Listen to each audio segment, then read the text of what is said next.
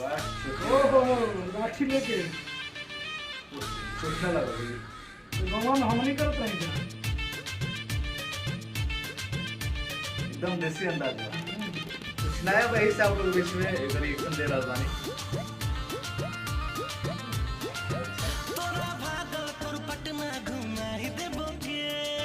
अच्छा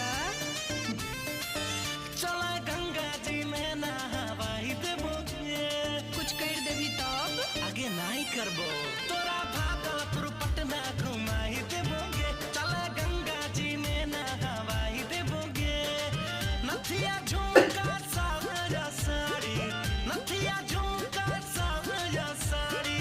देबो दू गो सेट गे सबे लिखी देबो के छोड़ी लिखी देबो की रे सबे लिखी देबो बाबू वाला खेत गे रोज करे ये हमरा से भेट गे सबे लिखी देबो बाबू वाला खेत गे रोज करे ये हमरा जो से सुपर भेट गे मुंह देख ले ही कई गाना भी आजकल फेमस हो रहा बच्चे। अच्छा भी लगा ना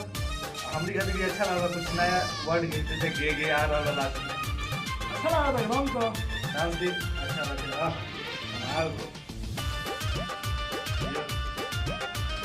देसी अंदाज काफी नया लगा अच्छा लगा। मोना सिनेमा में फिल्म देखाइबो मुंगेर के लाल किला के जान दहिया में तोरा बड़ी निक लागतो सूट सलवार देबो पीला के जान बहुत पेट में सुंदर पैसा हो बिना सिनेमा में फिल्म देखाइबो मुंगेर के लाल किला के जान दहिया में तोरा बड़ी निक लागतो सूट सलवार देबो पीला के जान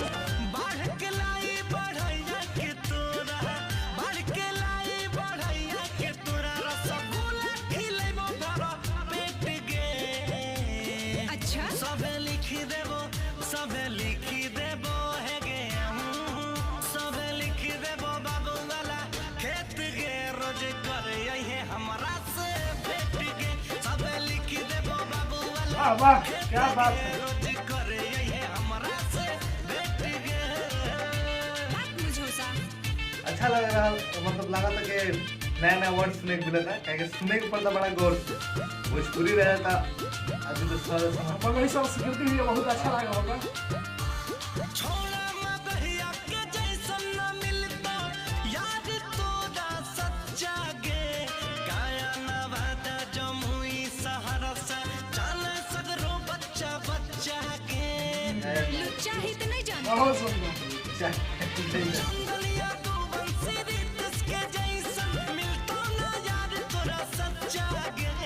बाका पुनिया माथे पूरा बक्सा जाने सगरो बच्चा बच्चा के मनिले बतिया मोर बंजो संगतिया मनिले बतिया मोर बंजो संगतिया देखाई देबो इंडिया गेट जो जो गे सबे लिखी देबो लुक बड़ा अच्छा लगा लिखी देबो जैसे खेत सबे लिखी देबो बाबू वाला खेत गे रोज करे ये हमरा से भेट गे सबे लिखी देबो बाबू वाला खेत गे रोज करे ये हमरा से भेट गे की गे वाह शानदार सुपर बहुत सुंदर गाना भाई मगही वाला गाना रितेश पांडे जी के में कोनो दोहराई नहीं कि आप लोग जरूर रवि देखिए। पंडित जी डायरेक्शन कइले बड़े कमाल के बाटे और सबसे बड़ खुशी के बात बा कि भोजपुरी के बाद मगही हमनी के गाना बढ़ देखिए स्टार उहे बड़े दर्शक भी उहे बड़े जो भोजपुरी के पसंद करे लेकिन तनी दर्शक अब मान ली आपके गांव के नाम आ जाए आपके जिला के नाम आ जाए तो एगो अलग ही खुशी होला तो शायद हमनी के गाला गायन नवादा ये सब एरिया बाड़े से जहाँ पे थोड़ा सा शब्द उहे बा वो चीज के उहे कहल जाला बस थोड़ा गे है करत बाड़ा आवत बाड़ा जाई छी आई छी मतलब ये थोड़ा तो तनी दिल में औरू अच्छा लगला लेकिन सब कोई भोजपुरी ही दर्शा आज भोजपुरी इंडस्ट्री बढ़ल बा तो सब कोई से मिलके बनल बा और आज रितेश पांडे भी जहाँ से हमन